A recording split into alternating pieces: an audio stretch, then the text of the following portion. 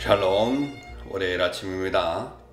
오늘도 주의 은혜가 여러분들에게 넘치기를 간절히 소원합니다.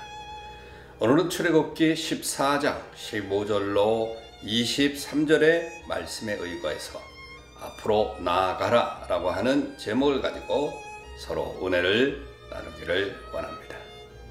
알을 쌓아 놓는 형세를 뜻하는 누란지사에 한번 스치기만 해도 폭발한다고 하는 일촉즉발, 바람을 앞에 타고 있는 불인, 풍전, 등화.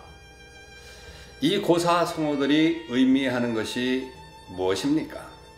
대단히 심각한 위기 상황을 말합니다. 돌아보면 이런 위기가 있었을 것이고 또 앞으로도 이런 위기가 도사리고 있을 것입니다. 그러면 우리 그리스도인들은 이런 위기 때에 어떻게 행동해야 하겠습니까? 사실 위기는 개개인이 가진 믿음과 신앙을 가늠할 수 있는 척도입니다. 평상시에는 믿음이 있는 척 위장할 수 있지만 위기 때에는 가지고 있는 믿음이 그대로 드러나기 때문에 그런 것이죠. 앞에 홍해바다이고 뒤에는 애국 군대가 공격해 들어오는 때에 이스라엘 자손들은 어떻게 행동했습니까?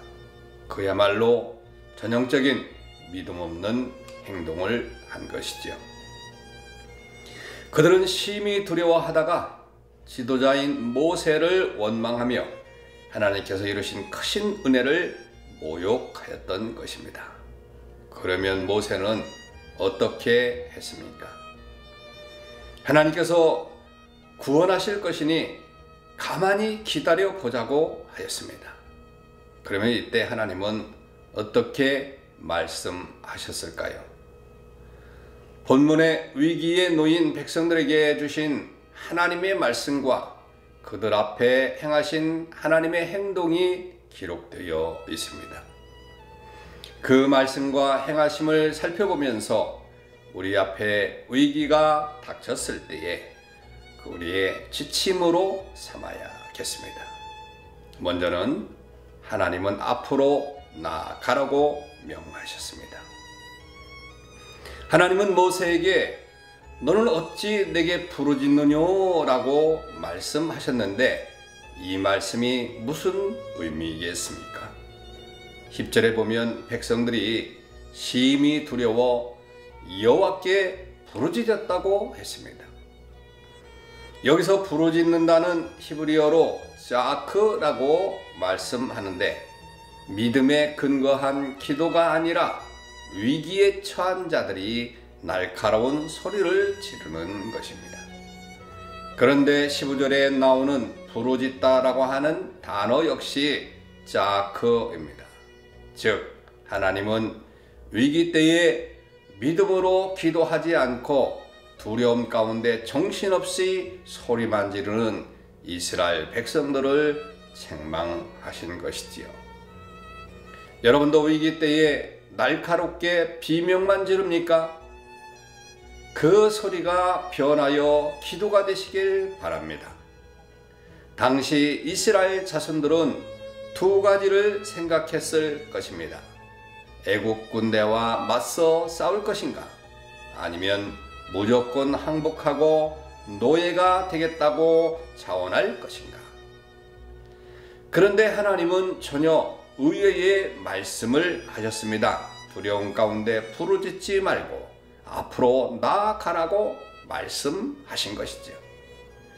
여기서 앞으로 나아간다고 하는 그런 말은 장막 말뚝을 뽑아 챙긴 후 곧장 전진해 라고 하는 뜻입니다.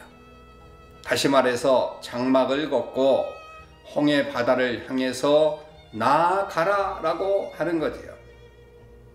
하지만 이것은 하나님을 향한 굳은 믿음이 아니면 불가능한 것이죠. 인간적으로 생각할 때 그것은 바로를 자극하는 행위이고 자살 행위나 마찬가지이기 때문에 그렇습니다. 누가 하나님의 명령을 따라 홍해를 향해 걸어가겠습니까? 믿음의 사람입니다. 히브리서 11장 8절에 보면 믿음으로 아브라함은 부르심을 받았을 때에 순종하여 장래 기업으로 받을 땅에 나아갈새 갈 바를 모르고 나갔다고 그렇게 말씀하고 있는 것이죠. 다시 말하면 아브라함은 홍해로 가라는 명령과 같은 어려운 명령을 믿음으로 순종하였습니다. 이스라엘 백성도 그 명령에 믿음으로 순종했고, 오늘 우리도 이 명령이 주어지면 아무리 이해가 되지 않고 어려움이 온다 할지라도 믿음으로 순종해야만 하는 것이지요. 그것이 사는 길입니다. 하나님은 당신의 사랑하는 자녀를 위해서 좋은 길을 예비해 놓으셨습니다. 단지 그 길을 믿음으로 보지 못하기 때문에 그 길을 걷지 못할 뿐입니다. 믿음을 달라고 기도하십시오. 그 길을 보이실 줄로 믿습니다. 둘째로, 하나님은 믿음으로 행하는 백성들을 위해 놀라운 능력을 행하셨습니다. 지도자를 원망하고 얼마 전에 이룬 업적을 무시하며 무너뜨리는 그들을 다시 일으켜 홍해로 향해야 한다는 것은 정말 어려운 일입니다. 하지만 모세는 훌륭한 지도력으로 두려움과 원망에 사로잡힌 이스라엘 백성들을 움직였습니다. 물론 백성들의 마음을 움직이신 분 역시 하나님이실 것입니다.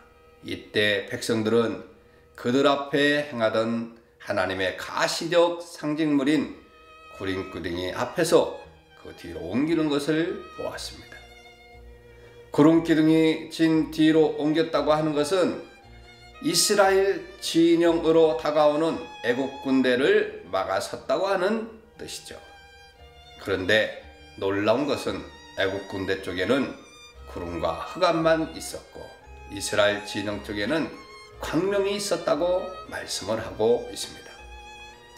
이런 상황이기에 애국 군대는 전혀 이스라엘 진영으로 가까이 할 수 없었습니다. 이스라엘 자손과 더불어 홍해바다 앞까지 온 모세는 앞서 하나님께서 말씀하신 것처럼 지팡이를 듣고 손을 바다 위로 내밀었습니다. 그러자 하나님께서 큰 폭풍으로 밤새도록 바닷물을 물러가게 하시니 물이 갈라져 바다가 마른 땅이 되었습니다. 하나님은 모세의 이러한 행동 없이도 홍해바다를 갈라지게 할 수 있지만 모세의 권위를 세우기 위해서 모세로 이렇게 행동하게 하신 것이죠. 모세는 분명히 예수 그리스도를 예표하며 모세의 지팡이가 하나님의 권능이고 예수 그리스도의 능력을 의미하는 것입니다. 그러면 이스라엘 백성 앞에 놓인 홍해는 무엇을 상징합니까? 하나님의 백성들을 두려움과 공포로 몰아넣는 마귀입니다. 그렇다면 홍해가 갈라지는 것은 무엇을 의미합니까? 히브리서 2장 14절 말씀처럼 사망 세력을 잡은 자, 곧 마귀를 없애야 하는 예수 그리스도의 능력을 의미하는 것이죠. 아무리 홍해바다라 하더라도 하나님의 능력 앞에 갈라져 마른 바닥을 드러낼 수밖에 없습니다. 마찬가지로 아무리 마귀의 세력이 강하다 하더라도 예수 그리스도 앞에 굴복할 수밖에 없는 것이죠. 그래서 여러분 앞에 두려움이 있습니까? 홍해를 가르며 마귀를 멸하시는 하나님을 의지하시기를 바랍니다. 주 예수께서 친히 여러분들을 지키시고 보호하실 것입니다. 오늘 이 아침에 기도할 것은 이 세상은 험난하고 두려움뿐이 없습니다. 코로나19로 인해서도 두려움이 있습니다. 이런 두려움을 예수 그리스도의 이름으로 물리치고 평안한 삶을 살 수 있도록 해달라고 기도하시는 이 아침 되시길 바랍니다. 샬롬.